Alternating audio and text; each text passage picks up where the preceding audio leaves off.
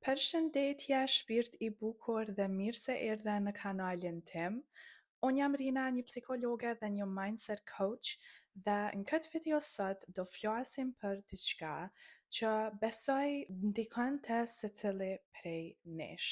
Edhe ndoshta ka ma shumë ndikim te ti se sa ti mendon. Nëse shpesh e gjen veten duke e krahasu veten me dikën tjetër, duke e shiku dikën tjetër dhe jetën e tyre dhe duke thënë pse une nuk e kam këtë jetë, pse une nuk e kam këtë fat, ose pse une nuk dukem si ajo, ose si aj, pse unë nuk jam e suksesshme si aj ose si ajo. Nëse shpesh ndihesh kështu, kjo video është për ty. Nëse ende nuk jeni bo pjesë e komunitetit ton falas, do e kemi një thirrje live çdo të martë, mundeni mu bo pjesë e komunitetit më poshtë.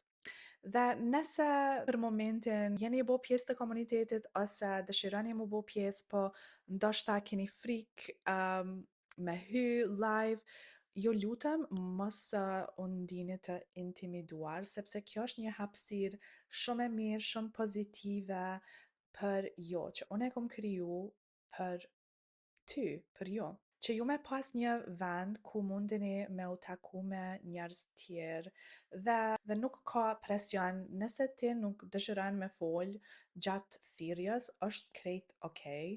E vetëm gjë që unë dua është që mi ndez kamerat sepse është ma fair që të gjithë të dim kush është në atë thirrje dhe ndoshta është jashtë zonës tënde të rehatisë, po nëse ti asnjëherë nuk bën diçka të re ose ndryshe, si mundesh me u rrit? Ose si mundesh me mësu diçka? Kështu që gjithqysh bënu pjesë e komunitetit, sepse nuk i dihet kënd do e njoftosh aty në atë grup. Ndoshta do e bësh një shoqe ose një shok ose thjesht do takohesh me njerëz shumë pozitiv.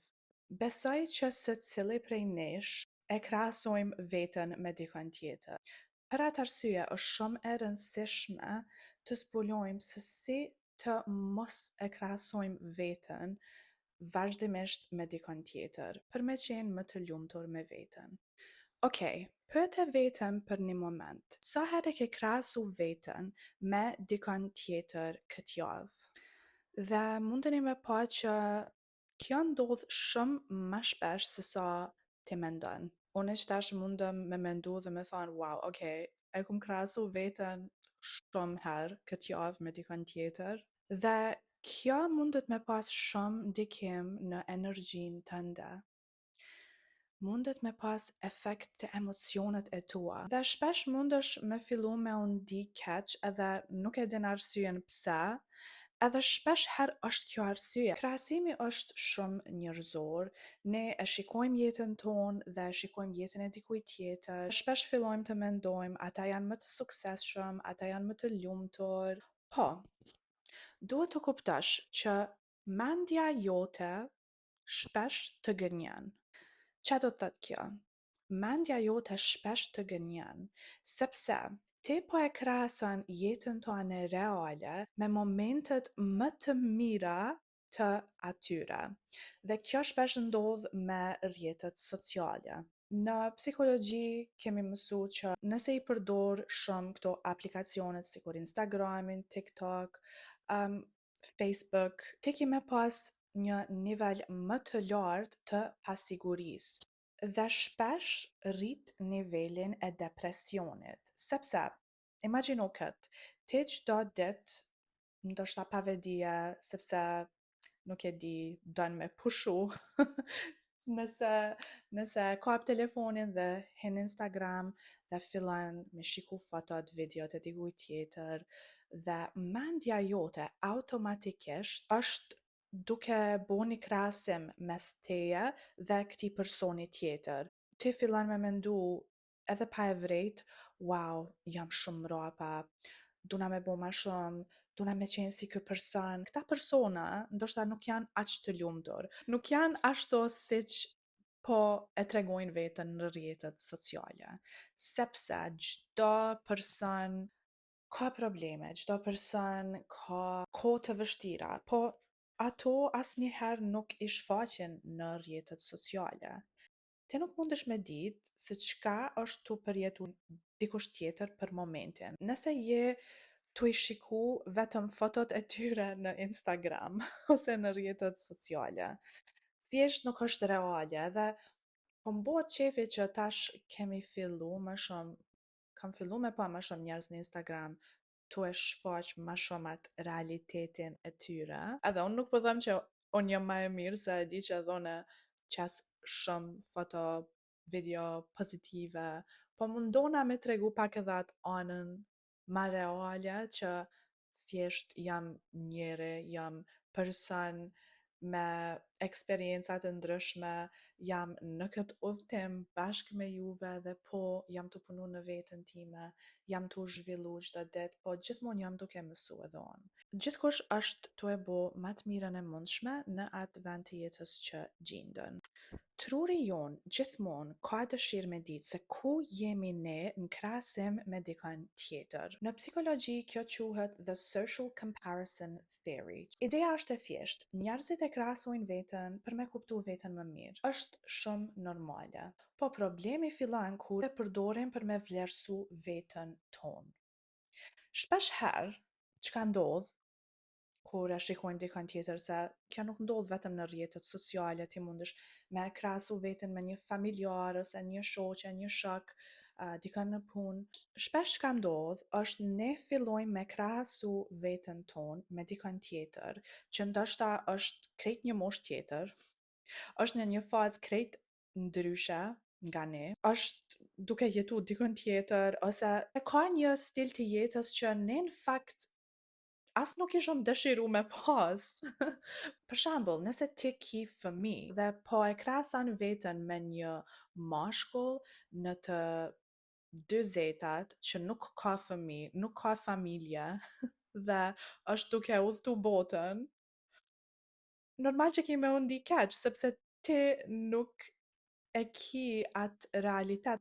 Pse ti me u ndi keq për këtë, nëse jeta jote është ndryshe dhe ndoshta as nuk kishe dasht me pas ti atë realitet, realisht. Për atë arsye, më falni veç pak. Në librin e tij, Jay Shetty thot që para se të krahasojmë veten me dikën tjetër, është mirë së pari me pyet veten, çka unë dua në jetën time, realisht. Sepse nëse ti nuk e din këtë, ti ke me krahasu veten me gjithkën që ti mendon është më mirë se ti. Sepse nuk e ke definu për veti çka është suksesi për ty, ose çka është lumturia për ty. Për ty lumturia mundet me qenë me jetu në një shtëpi të vogël dhe me pas shumë fëmijë dhe me pas një lidhje shumë të shëndosh, dhe kjo mjafton për ty. Dhe kjo është okay.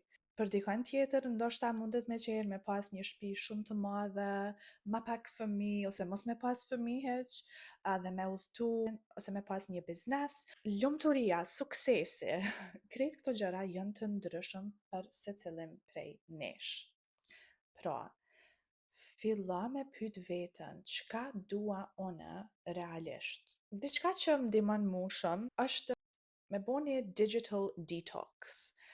Një ditë në javë ku ti nuk e përdor telefonin, nuk shikon televizor dhe je e shkëputur ose i shkëputur nga bota digjitale. Besomni që kjo ka me ju ndihmu shumë edhe më ka ndihmu mu shumë për me pas ma shumë energji dhe ma shumë fokus të vetja. Kur unë e bëj këtë digital detox, me njëherë filloj me u ndi më mirë, më e lumtur, më e qetë, e ndjej që fokusi im është tek vetja, tek familja ime, edhe shkëputëm nga puna, nga mesazhet, nga gjithçka. Sepse mendja, truri ka nevojë për pushim. Pushim është kur ti e len telefonin, le telefonin për 1 orë, për 2 orë, besoni që asgjë nuk ka me ndodh, gjithçka ka me qenë aty kur te merr prap telefonin, edhe ke me qenë ma prezent me familjen tënde.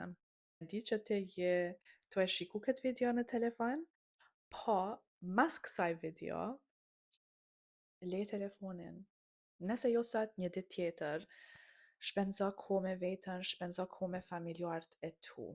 Edhe diçka që harrova m'ju tregu, që e kom lexu nga librin e Jay Shetty, është që ne shpenzojmë rreth 19 vjet. 19 vjet në telefona dhe në televizor.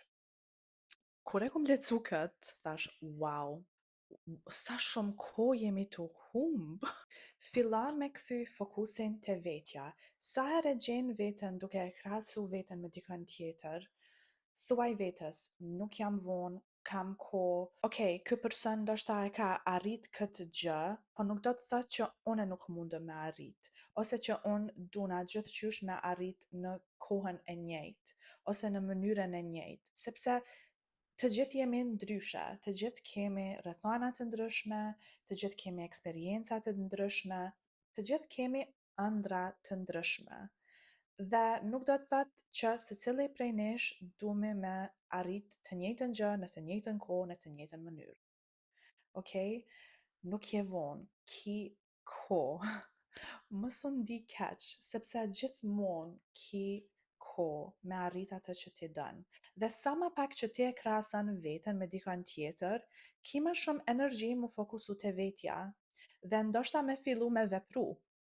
Dhe jo veç me u ndi keq, me thonë, wow, mu ndi si viktim, me thonë, une aloha nuk e arrita kët, pse nuk e kom arrit. Fokusohesh më shumë te vetja. Kujtohet me një kohë, unë e krahasojsha veten shumë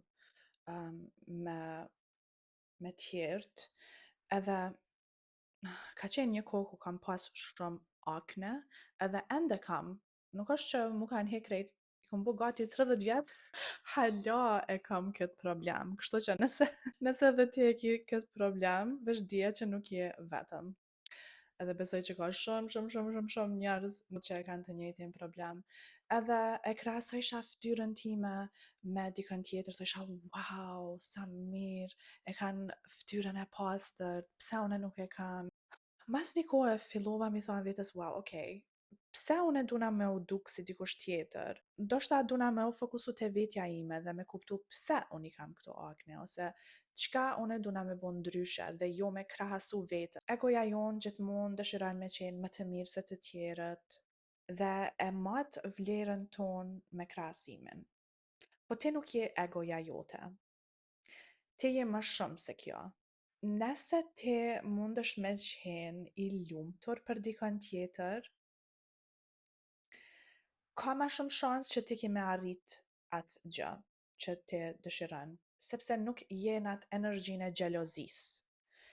Po nëse ti e xhelozon dikën, me njëherë frekuenca jote bjen, energjia jote është negative, nuk të shërben mirë.